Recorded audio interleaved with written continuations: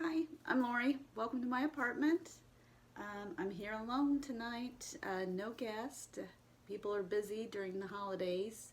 Just had Thanksgiving and people are probably online shopping. I might do a little bit later, but I haven't shopped today. I did procrastinate this for I don't know, probably 3 hours, but put on some Aussie and I am getting going. I wanted to talk a little bit about I don't know, my experience with shadow work. Uh, I did therapy, talk therapy for, I don't know, maybe a year and a half. In the last few months, we decided to try EMDR therapy, which is where you kind of bring up a traumatic experience or you kind of go down through your memories, or how she put it was going down the rabbit hole. So while you go back and forth. It's supposed to kind of, I guess, relieve anxiety, so you're not in fight or flight all the time. Just calm your nervous system down. So I started that, and I did it in maybe 3 to 4 months. But we had to stop because she told me that I was disassociating so fast that it wasn't working. So we stopped that, but in that therapy, or at least for me, you had a container and you locked it, and then you were supposed to, that was supposed to stay closed until like the next therapy session or whatever. But it was kind of like opening Pandora's box, and so I couldn't keep my container closed. So I didn't really know what to do, and I guess I really didn't talk to anybody about it. So I did ended up in a weird way finding a book by Marion Woodman, and it brought a couple things together. It was about shadow work, and it was by a woman, and I was having trouble, I guess, with my concept of God. I've practiced different practices like Buddhism, yoga, Christianity, and it always felt like something was missing for me, some kind of, I don't know, feminine aspect. I don't know, it just didn't speak to my heart. So when I found her writings, it was like, oh, you know, this is my answer right here. So I was really excited. I actually got on my knees and cried and thanked God for Marion Woodman. She's no longer with us, but she's a great author. But I guess I did that because I had things coming up and I didn't know how to work with it. So, I didn't have the EMDR therapy, but I had memories coming up, and so I didn't really know what to do, and I didn't really know who am I going to ask or talk to. So I listened to one of her books on perfection, and I got one of her books on balancing out masculinity in women. So I did those two books, and it really helped me. It encouraged me to find, what sings to my soul, I guess. What I like, what feeds my soul. So I started to just get colored pencils and color in like adult coloring books. I started there, and just doing some kind of art each day. Um, I guess when I was younger, my art's not the best, to tell you the truth, but I like to do it, and that's, uh, I guess, what you should do. I mean, some things are good. It depends on your taste. I'm more abstract, so, uh, but, so mine isn't realistic looking. And I think when I was younger, other people didn't get that, and I was discouraged. So I didn't really pursue it, but I did have some encouragement. My older sister, she she liked it. I was, and she even hung some stuff up that I made. So I did have some encouragement. But, I kind of, I don't know, I would write poems just to help, because I knew I was disassociating, to help embody that emotion and not be a fearful distance, I guess, from it. So I would I can't remember the name of it, but I didn't know it had a name, but I would do almost like acronyms. I would like SAD, SAD, and then I would, a word that starts with an S and then an A and a D, and start poetry that way in a real simple way. And I was able to share that with other people, and hopefully it helped them. Um, but there's a lot of people in recovery that are really artistic and really talented, and once they recover, if they'll pursue it, they have a lot of talent, and it's really really cool to see, and it really excites me. But anyway, back to shadow work. It's you should probably do it with a therapist. I did not, but it's dream analysis, and plus finding out, like, working with your body. I did sort of like a yoga dance, and I still do that, but I listen to heavy metal when I do it because I have a lot of I don't know, a lot of anger. I kind of stuff it, and I've always kind of stuffed it all my life, so maybe I look peaceful. I probably don't, but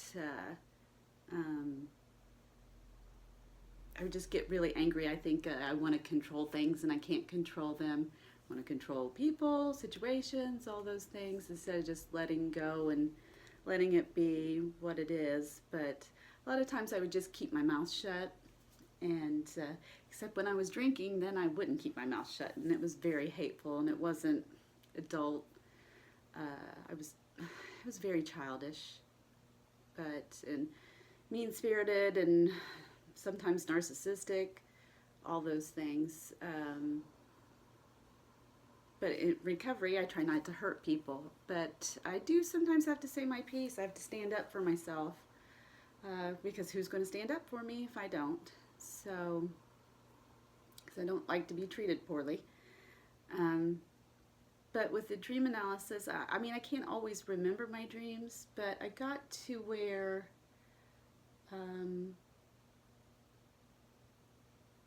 I was kind of avoiding like relationships and all that, but I found somebody I was interested in, and ended up pursuing him, and that didn't really work out very well, but maybe it's because I was doing the shadow work. But it became really odd because it just felt to me eventually like I was walking around and I was lucid dreaming. So, which sounds kind of crazy, but it was like I was walking around in a dream from doing the shadow work. So maybe other people do it differently, but that was my experience of it. So, and I kind of shared that experience, but nobody knew what I was talking about. Maybe somebody out there knows what I'm talking about. But it did bring up a lot of things that I blocked. I guess from like the back of my brain, and you kind of re-experience that. Now, one was really, really painful, and I would say I cried for probably a good on and off for about 20 hours. So that was real rough, but oh my gosh. But I stayed sober through all of it. I'm not sure how. I don't know if I'd recommend it to anybody. But yeah. So I don't know. Just I guess maybe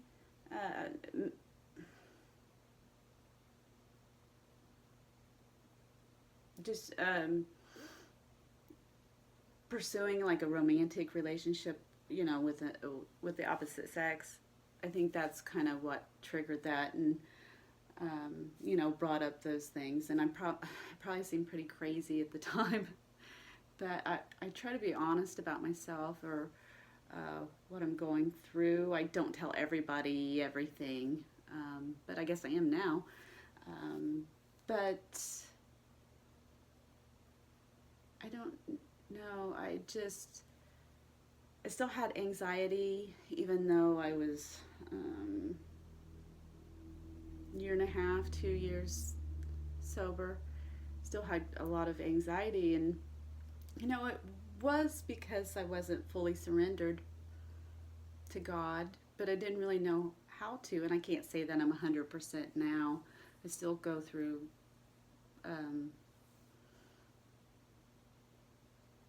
I guess self-will. So, but I know how to, I don't know, get myself out of it, or surrender, or just trust God. But just by reading those books and from Marion Woodman, I found why me as a woman would want, why I found something lacking within, I guess, religion or spirituality. So I did end up, having multiple, and I still have multiple concepts of God, and I look at it different ways. I've been baptized, and that kind of changed my experience. I was suddenly aware of a lot of darkness I wasn't aware of before, and that's not what I was expecting all love and light, but that's not what happened. So that was kind of strange, and I'm very empathic, so I became ultra sensitive. Like if somebody was really going through something that felt like they were really dark, I couldn't be around them because I would get sick, like literally sick. So yeah, that was odd. But where was I going?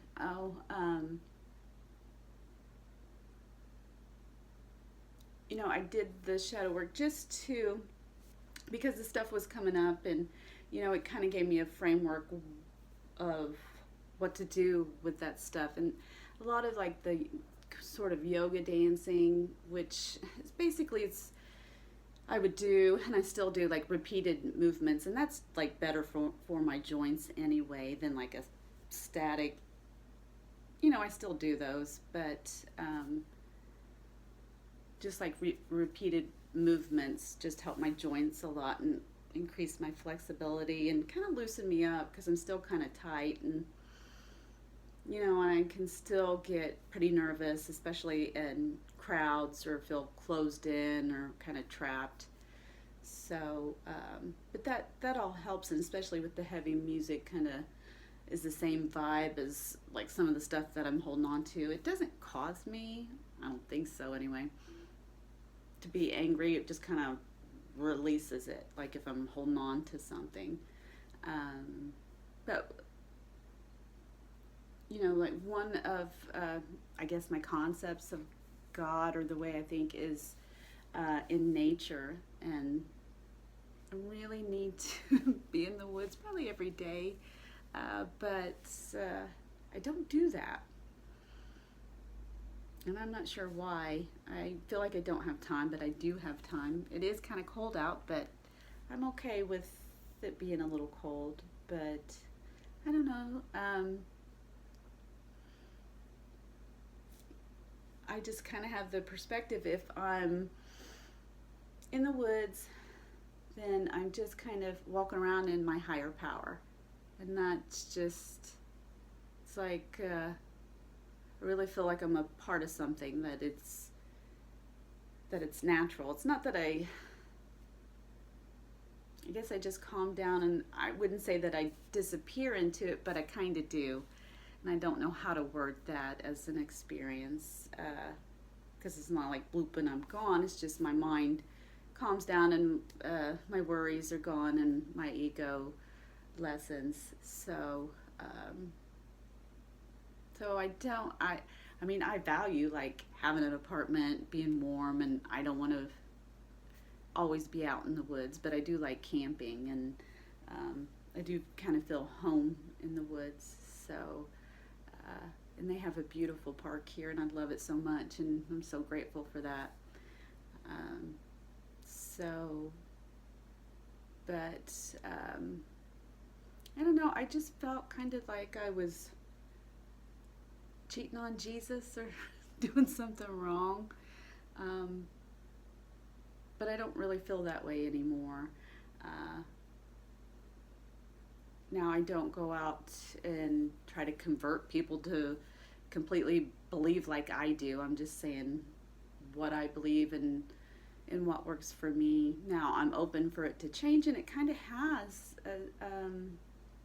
I guess I could say that my feminine higher power, sometimes it's deified or personified into like a goddess or like Mother Nature. But I just kind of feel like that is the Holy Spirit. So, like all this is the Holy Spirit, and the Holy Spirit's in me, and other people see it differently, and I respect that, and I hope people respect my beliefs, but I don't know if that's always the case.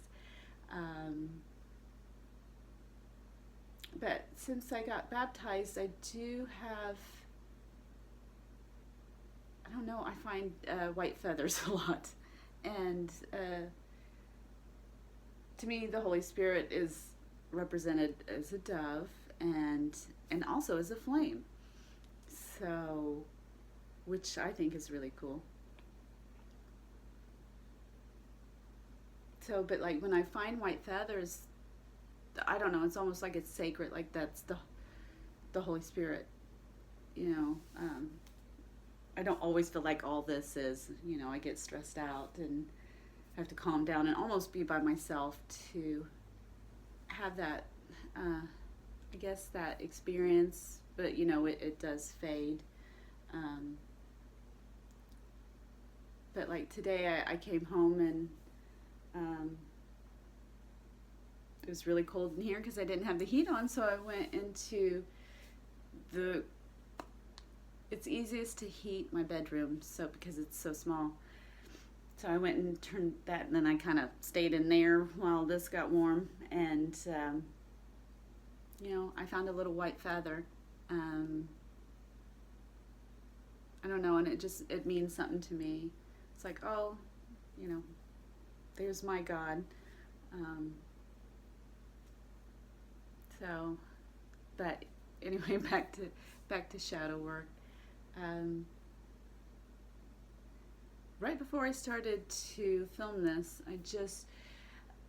I remember when I was doing the EMDR therapy, I had visualizations, and I got to the point where I was small, and then I